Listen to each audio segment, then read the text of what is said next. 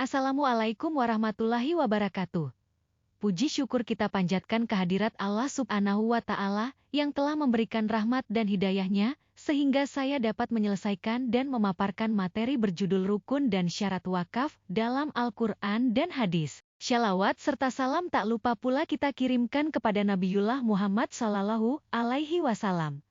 Baik, langsung saja. Wakaf merupakan salah satu bentuk ibadah sosial dalam Islam yang berorientasi pada kemaslahatan umat. Dalam sejarah Islam, wakaf memiliki peranan strategis dalam mendukung keberlanjutan lembaga-lembaga pendidikan, layanan kesehatan, sarana ibadah, dan kesejahteraan sosial secara luas. Wakaf bukan hanya bentuk kedermawanan individual, tetapi juga instrumen ekonomi yang mengakar pada nilai-nilai keadilan dan distribusi kekayaan secara merata. Di era modern, urgensi memahami konsep wakaf semakin besar, karena potensi wakaf sebagai aset produktif belum tergarap secara maksimal. Padahal, wakaf memiliki dasar hukum yang kuat dalam Al-Quran dan Hadis, dan telah diterapkan oleh para sahabat Nabi, termasuk Sayyidina Umar bin Khattab, yang mewakafkan tanahnya di Khaybar. Pemahaman terhadap rukun dan syarat wakaf yang benar menjadi sangat penting agar pelaksanaan wakaf tidak hanya sah secara hukum,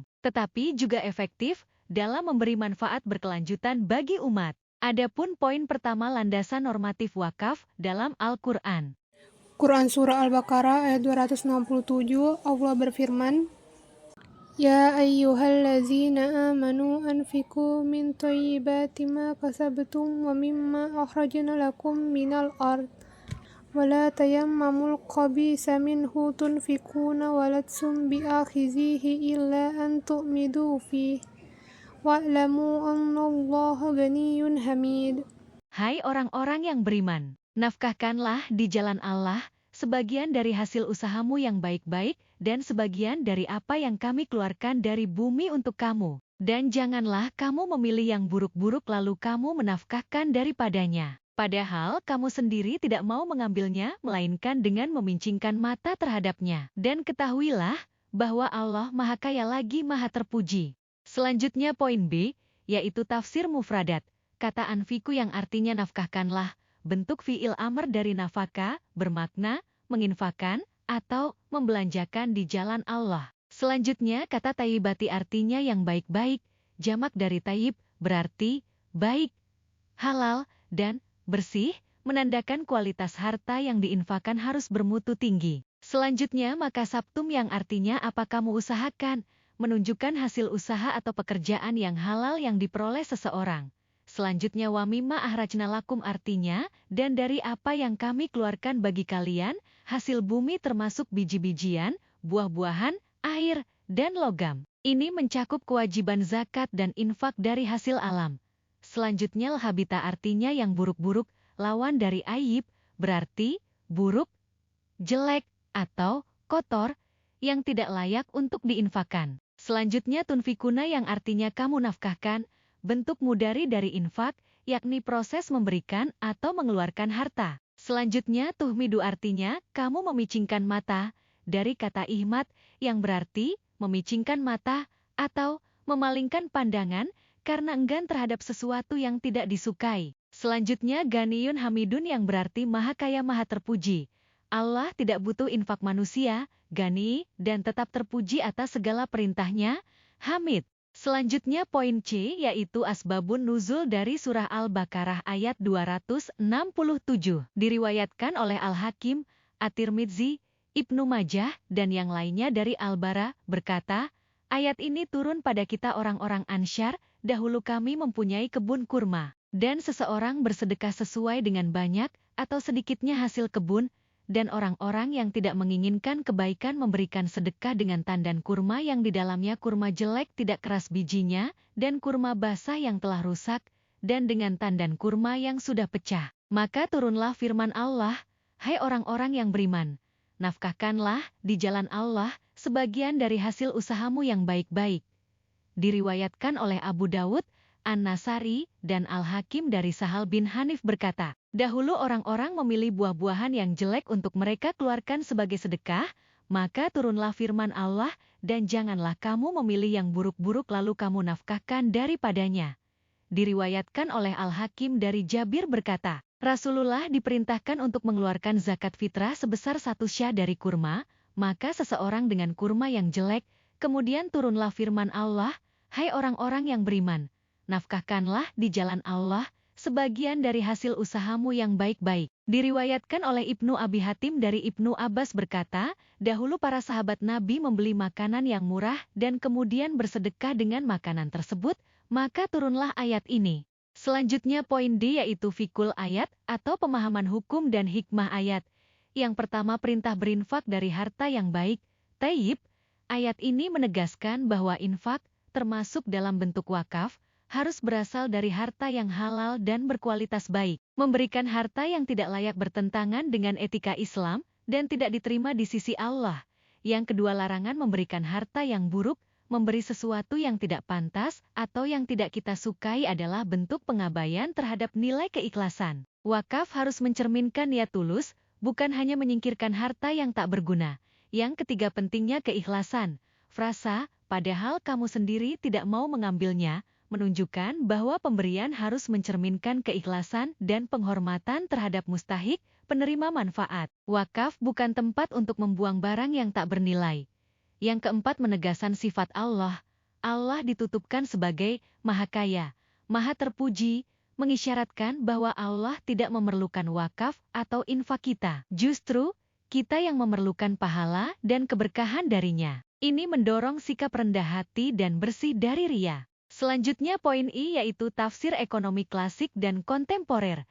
Yang pertama pandangan klasik, menurut Imam Fakhruddin Ar-Razi. Ar-Razi dalam Mafati Al-Ghaib menafsirkan frasa min tayyibati makasabtum dari hasil usaha yang baik sebagai kewajiban mengeluarkan zakat dari seluruh jenis penghasilan, termasuk perdagangan, pertanian, dan pertambangan. Beliau menolak pembatasan zakat hanya pada emas, perak, atau ternak, dengan argumen bahwa kata kasab usaha bersifat umum. Pandangan ini sejalan dengan mazhab Hanafi yang mewajibkan zakat pada semua komoditas bernilai ekonomi. Ar-Razi juga menekankan bahwa infak dari harta buruk al-habita tidak hanya merugikan penerima, tetapi juga mengurangi keikhlasan pemberi.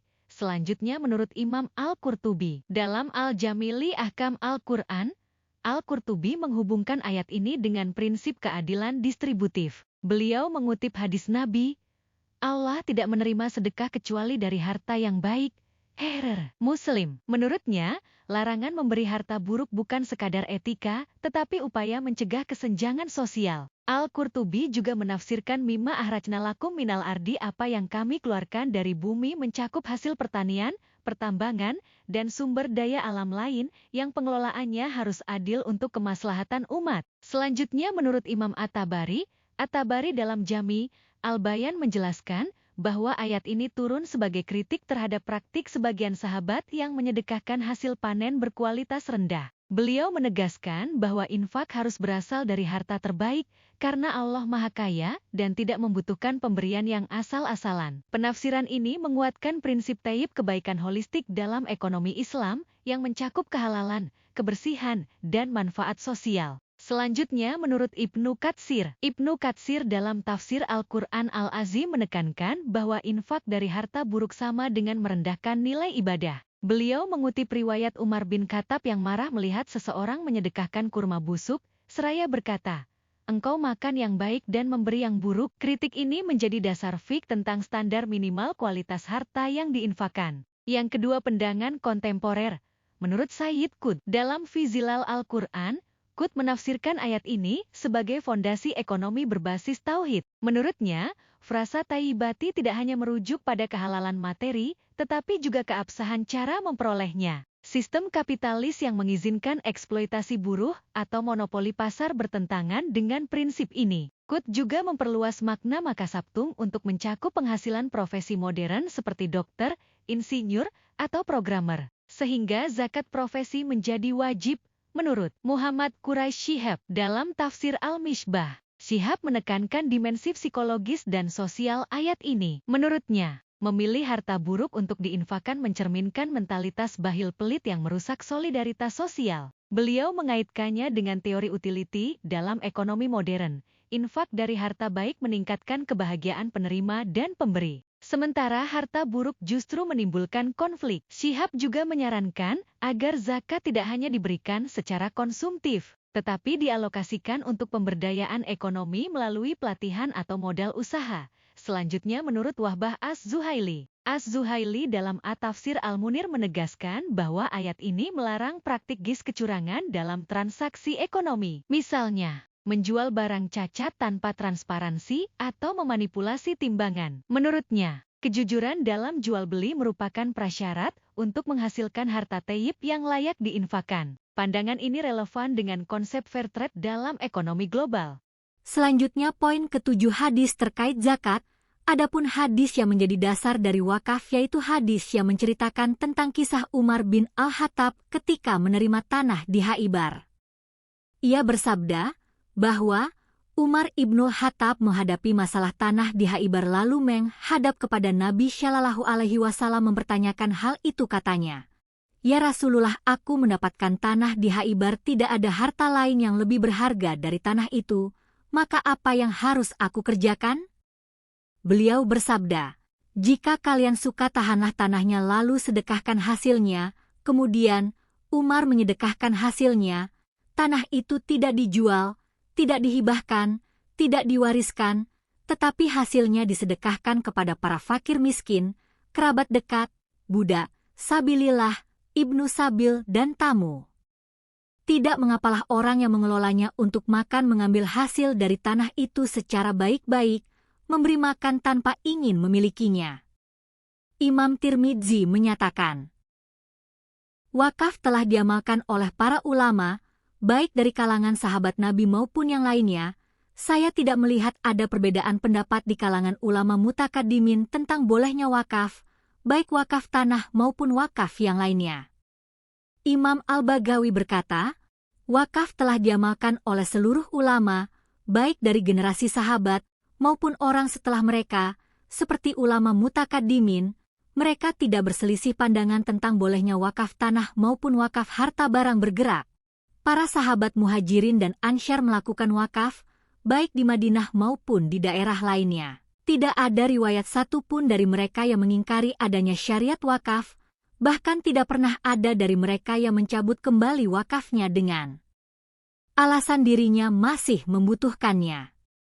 Imam Ibn Hazm berkata, seluruh sahabat Nabi, syadakah-syadakah mereka di kota Madinah lebih masyhur terkenal daripada matahari, tidak ada seorang pun yang tidak mengetahuinya. Selanjutnya poin ke-8, rukun dan syarat wakaf. Adapun rukun wakaf, yang pertama ada pihak yang berwakaf wakif. Pihak yang melakukan wakaf atas harta kekayaan yang dimilikinya harus memenuhi syarat bahwa ia adalah orang yang berhak melakukan suatu perbuatan atau cakap bertindak menurut hukum, yakni orang yang telah dewasa balik, sehat akalnya, dan tidak terhalang untuk melakukan perbuatan hukum. Di samping itu, dalam melakukan perbuatan hukum berupa wakaf, harus didasarkan atas kehendak sendiri, tidak boleh ada unsur paksaan sedikit pun di dalamnya. Yang kedua ada objek berupa harta kekayaan yang diwakafkan. Benda objek wakaf harus memenuhi persyaratan tertentu, yaitu kekal zatnya, artinya barang yang diwakafkan tidak habis sekali pakai. Di samping itu benda yang bersangkutan juga harus benar-benar milik orang yang mewakafkan tersebut secara sah menurut hukum. Menurut ketentuan PP No 28 tahun 1997 disyaratkan bahwa tanah yang diwakafkan harus merupakan tanah dengan status hak milik, bukan tanah dengan status hak guna usaha, hak guna bangunan, hak pakai, ataupun hak sewa, serta tanah tersebut bebas dari segala pembebanan, ikatan, sitaan dan perkara.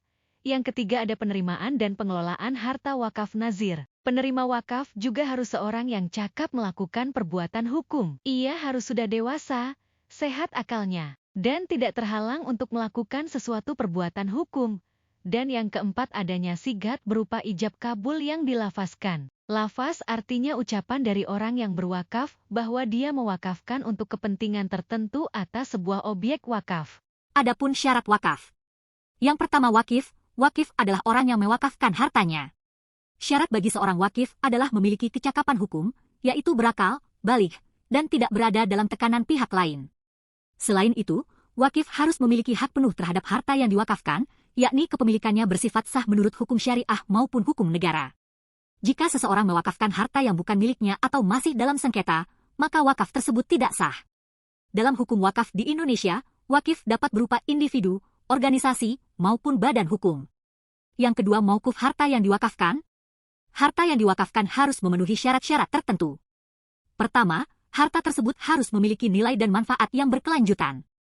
Kedua, harta tersebut harus dapat dimanfaatkan tanpa menghabiskan pokoknya, seperti tanah, bangunan, atau uang yang dikelola secara produktif. Ketiga, harta harus diketahui secara jelas spesifikasinya, tidak boleh samar atau tidak diketahui. Dalam UU Nomor 41 Tahun 2004, jenis harta wakaf mencakup benda tidak bergerak seperti tanah dan bangunan serta benda bergerak seperti uang, logam mulia, surat berharga syariah, dan hak kekayaan intelektual. Yang ketiga, maukuf, alaih penerima manfaat wakaf.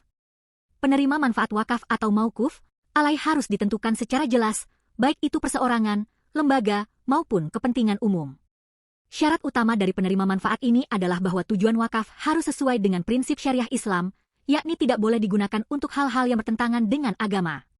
Wakaf dapat diperuntukkan bagi masjid, pesantren, sekolah, rumah sakit, fakir miskin, atau kepentingan sosial lainnya. Dan yang keempat, sigat lafal ikrar wakaf. Sigat adalah pernyataan kehendak dari wakif untuk mewakafkan hartanya. Pernyataan ini harus dilakukan secara jelas dan tegas, tidak boleh mengandung syarat-syarat yang dapat membatalkan wakaf.